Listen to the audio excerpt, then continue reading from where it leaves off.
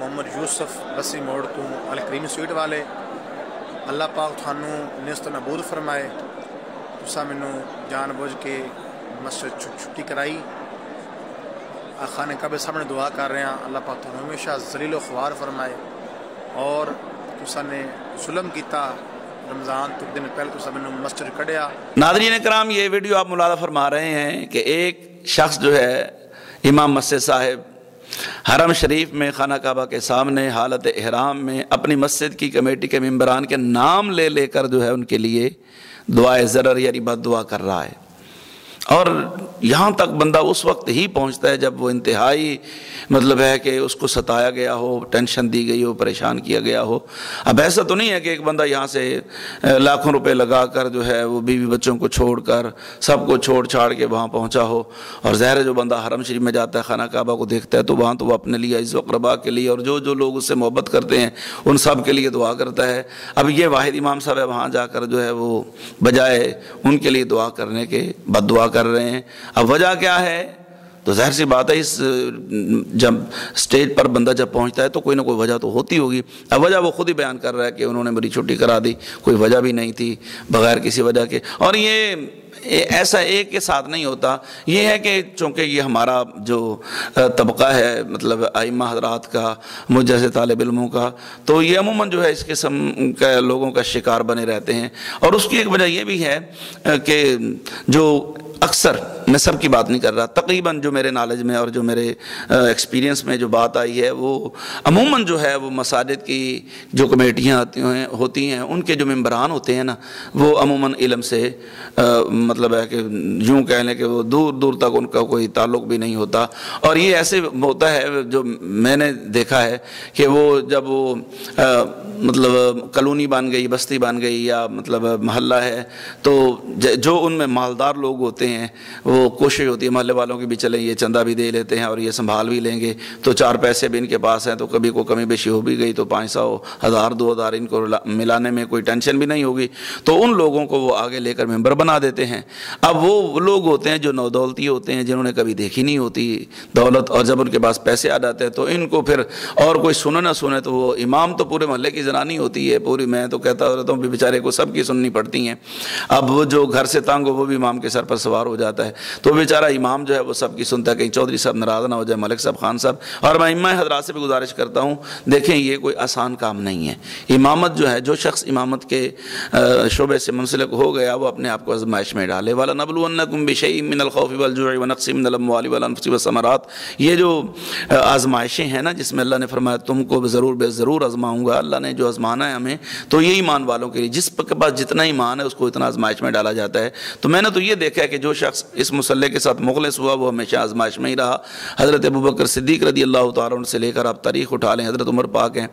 حضرت وہ مسجد میں شہید ہوتے ہیں، حضرت عثمان غنی مسجد میں شہید ہوتے ہیں، مولا علی پاک مسجد میں شہید ہوتے ہیں، حسنین کریمین شہید ہوئے ہیں۔ ائمہ حضرات جو ہیں وہ ائمہ مجتہدین، وہ آپ جہاں بھی چلے جائیں، آپ حضور داتا صاحب ہیں، بابا فرید پاک ہیں، جتنے بھی اولیاء کاملین، غزالی اعظم رحمۃ اللہ تعالیٰ، دیگر جتنے بھی ہیں، آپ اٹھائیں ان کی سیرت، ذرا ان کی حیات طیبہ پڑھ کر دیکھیں، پتہ چلے گا کہ یہ کوئی آسان کام تو نہیں ہے۔ تو سب سے پہلی تو یہ بات ہے کہ ائمہ حضرات کو ان سے کوئی توقع کسی سے بھی نہیں رکھنی چاہیے، اللہ رسول ان کو اجر دے گا۔ اور میں نے تو یہ دیکھا کہ جو مخلص ہوتے ہیں بظاہر ان کو آزمائش تو آتی ہے لیکن اس کا ثمر بہت اچھا ملتا ہے۔ تو اب وہ ائمہ کمیٹی جو مسجد کی کمیٹی ہوتی ہے وہ ائمہ حضرات کو پریشان کرنے کا وہ سبب بنتی رہتی ہیں۔ تو خود ظاہر سی بات ہے جاہل لوگ جو ہیں وہ جب وہ انتظامیہ کمیٹی بن جائیں گے نہ ان کے چہرے پر خود سنت رسول، انہوں نے تو باقاعدہ، اور میرا تجربہ یہ ہے کہ جو مسجد کی کمیٹی ہوتی ہے نا اس نے کبھی بھی اپنے امام کے ہاتھ نہیں چومنے ہوتے۔ میں یہ نہیں کہنا کہ چومنا فرض واجب ہے، یعنی ایک احتراماً جو لوگ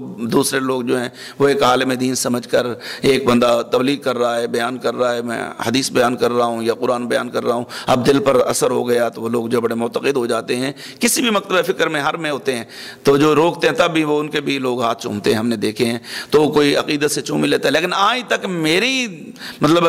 اللہ ماشاء اللہ، سب کی بات نہیں کر رہا، اللہ ماشاء اللہ، اللہ ماشاء اللہ، کچھ ہوتے ہیں ان میں سے ایک آدھ کوئی ہاتھ وغیرہ چوم لے، یعنی یہ چومنے کا مقصد ہے کہ عزت رسپیکٹ امام کو دینا، لیکن چونکہ یہ نہیں دیتے اسی کی وجہ ہے کہ وہ کہتے ہیں یہ تو ہمارا ملازم ہے، ہمارا نوکر ہے، اور پھر وہ آئے دنوں جو ہیں ان پر کوئی نہ کوئی پابندی یہ کیا وہ کیا فلاں کیا، مشکل ترین ڈیوٹی دنیا کی امامت ہے، اس کے باوجود اس کو تنگ کرنا۔ اب خدا رہا، اب جو انتظامیہ کمیٹی ہے ان کو غور و فکر کرنا چاہیے، اور جو ابھی موجود ہیں ان کو اس سے عبرت حاصل کرنی چاہیے کہ لوگوں کو اتنا نہ ستاؤ، اور خاص کر وہ امام جو آپ کا جس کے پیچھے آپ نماز پڑھتے ہیں، پیچھے امام کے اللہ اکبر کہتے ہیں اور کہتے ہیں امام سردار ہوتا ہے، اور سردار کے ساتھ یہ ہمارے مطلب ہے کہ تعلق ہمارے جو سردار جس کو ہم سمجھتے ہیں اس کے ساتھ ہمارا یہ رویہ جو ہے آپ بتائیں یہ کیا ہے؟ اب وہ وہاں جا کر بد دعا کر رہا ہے، اور انتظامیہ کمیٹی جو ہے وہ بیچاری جہاں بیٹھے ہوں گے، جب ظاہر انہوں نے ستایا ہے تو پھر ان کے لیے کیا جاتا ہے۔ اور میں ائمہ حضرات سے بھی گزارش کروں گا کہ اللہ نے آپ کو یہ منصب نہیں دیا، نبی پاک علیہ الصلوۃ والسلام کی سیرت طیبہ کو بھی دیکھنا چاہیے۔ میں ان کو بھی اپریشیٹ نہیں کر رہا کہ تم نے بہت اچھا کیا ہے، کیونکہ اگر وہ بھی صحیح طور پہ پڑھے لکھے ہوتے تو ان کو حضور علیہ السلام کی سیرت کا پتہ ہوتا، تو تبلیغ کرنے کے لیے ہم بھی جاتے ہیں، ائمہ حضرات کرتے ہیں، تو ہم نے تو ابھی وہ مناظر نہیں دیکھے، کیا تبلیغ کی وجہ سے کبھی ہمیں پتھر پڑے ہیں؟ جس نبی پاک کا ہم کلمہ پڑھتے ہیں تو ان کو تو پتھر مارے گئے ہیں، حضور علیہ السلام کو پتھر مارے گئے، پاؤں میں کانٹے بچھائے گئے، حضرت ابوبکر صدیق کے ساتھ کیا ہوا ہے، دیگر صحابہ کرام کے ساتھ کیا ہوا ہے، کیا ائمہ مجتہدین جو ہیں انہوں نے تبلیغ کے لیے کتنی مشقتیں اور تکلیفیں نہیں برداشت کی، تو ذرا سی اگر انہوں نے آپ کو مسجد سے نکال دیا تو آپ خانہ کعبہ میں جا کر اس کے لیے بد دعا کر رہے ہیں، دعائے ضرر کر رہے ہیں۔ حیا کرنی چاہیے، وہ پاکیزہ مقدس ہے، مقام ہے۔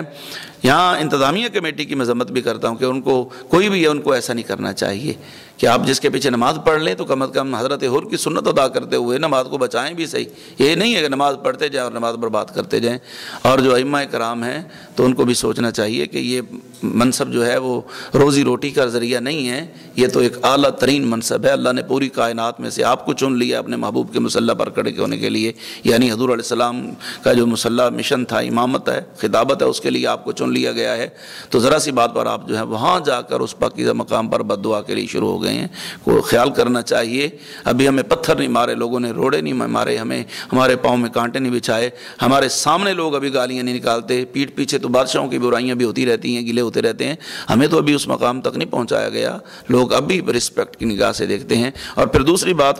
قل اللہم مالک الملک تؤتی الملک من تشاء وتعز من تشاء وتذل من تشاء، جب آپ قرآن میں پڑھ رہے ہیں کہ عزت ہے تو اللہ دیتا ہے، تو غیر اللہ سے آپ عزت کے طلبگار ہی کیوں ہوتے ہیں؟ آپ اگر کچھ کرنا چاہتے ہیں تو آپ اپنے رب سے کیجئے، اپنے رب کی بارگاہ میں گزارے، عزت وہیں سے طلب کریں، لوگوں سے طلب کریں گے تو ذلت اور رسوائی مقدر بن جائے گی۔ اللہ ائمہ حضرات کو بھی صبر کی توفیق دے، اور انتظامیہ کمیٹی کے ممبران کو بھی اللہ ان کے ساتھ حسن سلوک کی توفیق دے، آمین۔ وما علیہ الا البلاغ المبین۔